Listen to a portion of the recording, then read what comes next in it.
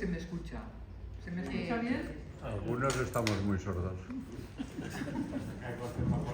¿Así mejor? Bueno, vale. Eso crucé.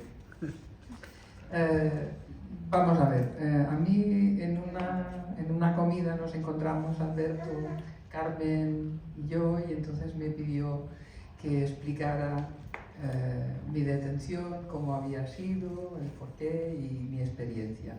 Entonces es un relato que no tiene mucho espacio, pero explico un poquito cómo fue. Empezamos una parte de juventud en los años 66, a encontrarnos, a hablar de temas que nos venían de gusto en una iglesia, evidentemente, porque eran los espacios que nos dejaban. Y allí empezamos a ver, en comunidad, las necesidades que había y empezamos a tomar conciencia de que necesitábamos que uno a uno no teníamos ninguna razón de ser, pero si nos juntábamos siempre teníamos mucha más fuerza. Nos vino una chavala que también había nacido, bueno, yo os digo que yo nací en la Unión Soviética porque mis padres estuvieron 18 años en el exilio. Mi padre también estuvo en Argelès, mi madre estuvo en Burdeos, mis suegros estuvieron también en Argelès, mi suegra en Toulouse, los abuelos estuvieron, si empiezo a explicar la historia de la familia, madre mía, tendríamos aquí la tira, porque solo con explicar la peripecia de mi madre, que desde Burdeos la reclamó su marido, entonces fue a parar a Leningrado, luego a Moscú, allí se encontró con su marido, allí nació mi segundo hermano, mi madre se fue con un niño de 8 meses, bombardearon el camión en el que iba y entonces tuvo que seguir andando con un niño de 8 meses y en los pocos bultos que tenía, dejando el niño primero y yendo unos pasos delante y luego ir hacia atrás y así hasta llegar a la frontera. Luego, cuando en el año 42, ya que se acercaban mucho los alemanes a Moscú, dijeron que las mujeres tenían, para protegerlas, las enviaron al Asia Central.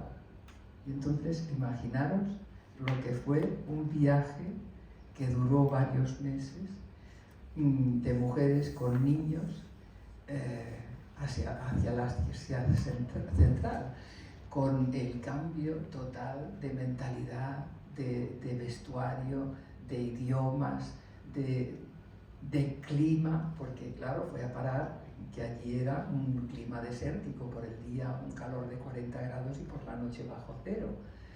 Bueno, eso es una pequeña cosa para explicar un poquito que si empezamos por ahí, uf. Bueno, el caso es que yo cuando llegué a España acababa de hacer 9 años y para mí fue un choque brutal porque yo iba a la escuela, estaba acostumbrada a una forma de estudiar, que ahora estoy viendo que el estudio que están diciendo que es el mejor del mundo, el de Finlandia, es copiado al de la Unión Soviética, el que yo estudié por lo menos, y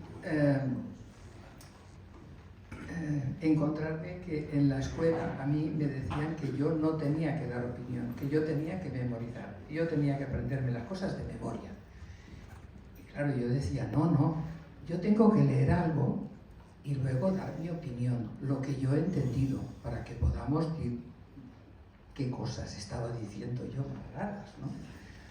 Y luego me encontraba que había gente que me hacía dar la vuelta. Niña, date la vuelta. Y yo pensaba, ¿por qué querrán que me dé la vuelta? Y es que buscaban el rabo. Buscaban el rabo. Claro, yo para mí aquello fue tremendo. Yo le decía a mi padre, papá, els espanyols estan bojos hoy, porque estas cosas. Y si los padres se comían a los niños, me preguntaban. Claro, yo alucinaba. Yo decía, eso no puede ser. Bueno, quiero decir que crecí y entonces para mí siempre desde muy pequeña la idea era això es injusto. O sea, cuando algo es injusto se ha de protestar. O sea, esto es injusto. Y así llegué pues a esto, a que vinieron de las Juventudes Comunistas y me hice de la Juventud Comunista. Y también fui de las primeras que formamos las comisiones obreras juveniles. Que ahora es una cosa curiosa porque no se ha hablado del tema, pero esto pasó. Entonces estábamos en la juventud, reclamábamos a lo mejor que se hicieran, o sea, que se pavimentaran las calles, que cosas tan terribles como esta, o que pretendíamos que se hiciera una biblioteca en Trinidad Nueva. ¡Oh, qué cosa más terrible! Y bueno, hubo una caída, que en esa caída estuvimos 120 y tantos, en el año 69, estábamos en un estado de excepción y me detuvieron a mi hermana y a mí, mi hermana más joven que yo. Y yo estaba en estado, por cierto. Tenía 20 años. Estuvimos 3 meses y medio y bueno, nos dejaron ir y tal. Y luego vino la segunda parte. Bueno, Ricardo, mi compañero, estaba en la mili.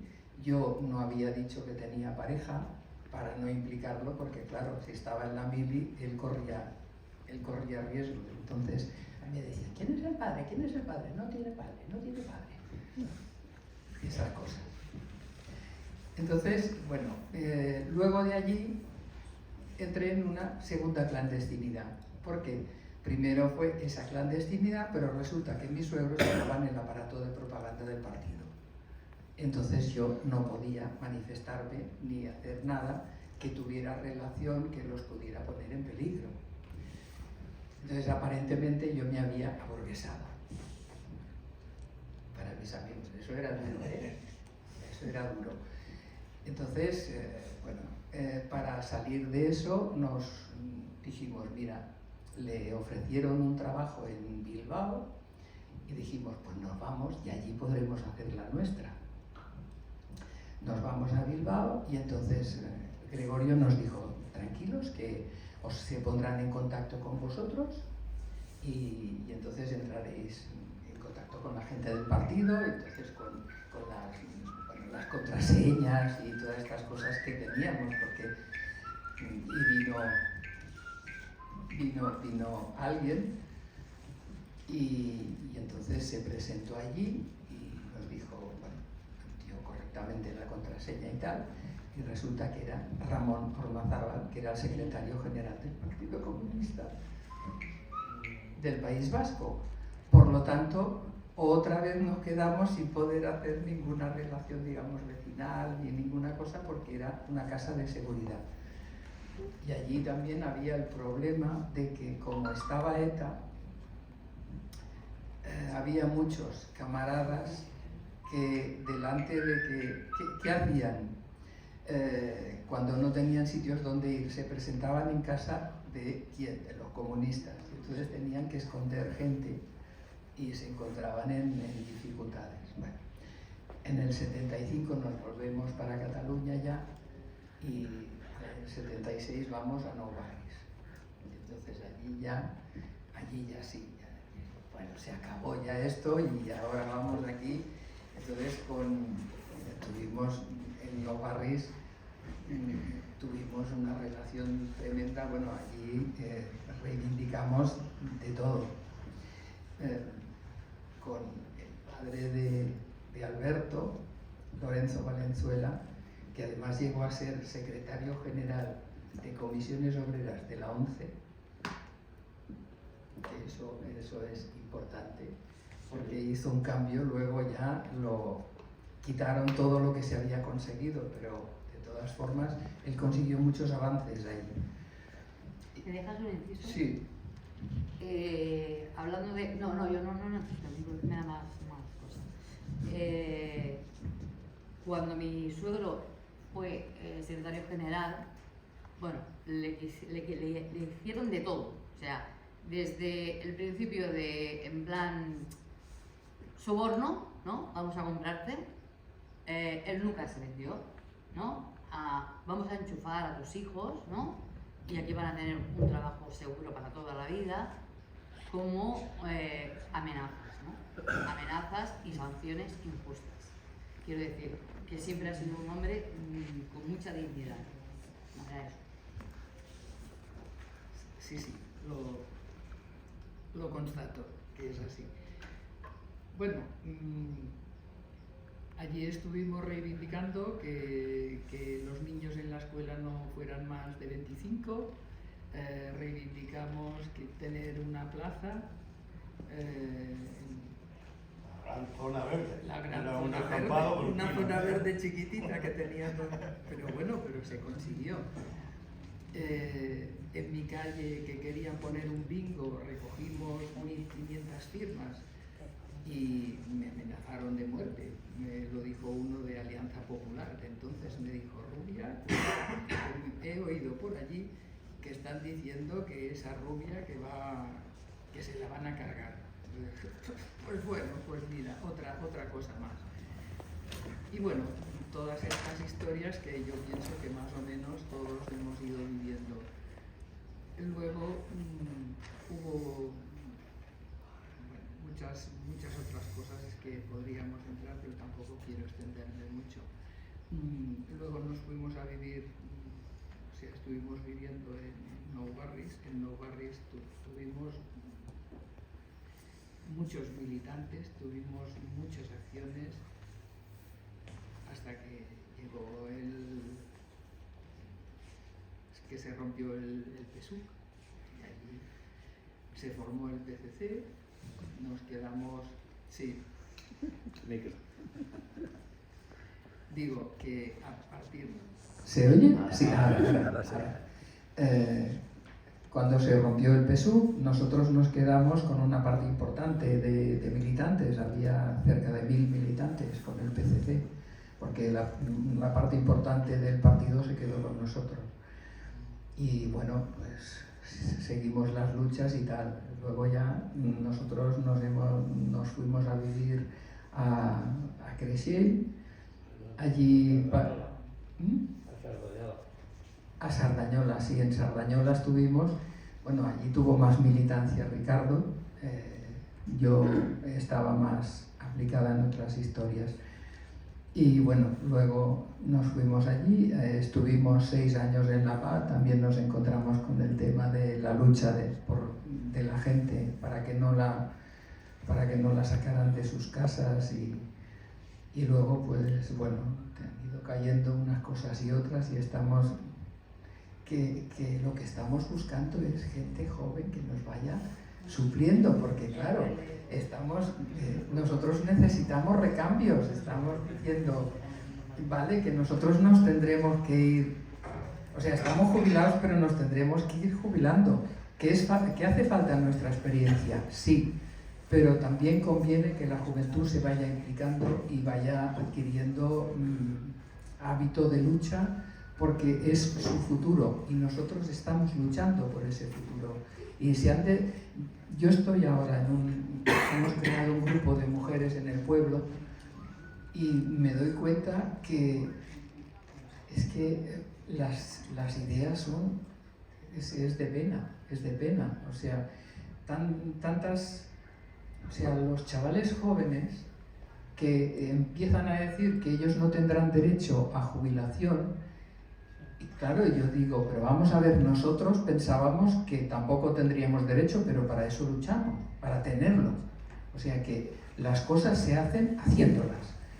Y uno no lo va a hacer todo, pero uno se suma a otro. Y cuando te sumas 4 o 5 ves que tú puedes tener una fuerza mayor. Y yo se lo digo a estas chavalas, de 18 años, que te dicen, no, pero claro, a mí suerte que me dan trabajo. ¿Cómo? ¿Cómo a suerte que te dan trabajo? ¿A ti? O sea, te están pagando, ¿cuánto dices? 800 euros, ¿sabes que el mínimo está establecido en 1080? Oh, pero ¿Cómo voy a pedírselo yo? ¿Cómo vas a pedírselo? De verdad, son estas cosas que cuestan entender. Esta semana pasada hemos estado 2 veces en piquetes porque han despedido al presidente del comité de empresa de ICOXE, que es una empresa que voló hace 3 años. Entonces, o sea, hemos pensado que es que no se puede permitir actualmente que a los representantes de los trabajadores los echen. Eso es una línea no roja, es la siguiente, no se puede permitir. Vinieron los Mossos. Oh, escolteu, és que vosaltres heu de pensar que igual que teniu dret a manifestar-vos a vosaltres, la gent que vol anar a treballar, porque había un grupo de unas 10 personas, desgraciadamente de oficinas, digo desgraciadamente porque ha sido parte de mi trabajo también, tenen tot el dret a treballar i els esteu insultant. I jo li vaig dir, insultant no, se'ls està dient esquirols. Què fan d'esquirol, no? Doncs llavors no és un insult. I llavors va sortir un altre i va dir una altra cosa i així va dir, com que tenen dret? No tenen dret, perquè no hi ha seguretat, no només per ells, sinó per la població de Tarragona i el tarragonès. Si això arriba a volar d'una altra manera, mitja Tarragona vola pels aires. Això no es pot permetre, I que el representant del treballador el fotin fora, això és perquè els altres callin i no s'atreveixin a aixecar la veu. No, això no ho permetrem. Y así estamos, que seguimos en la lucha.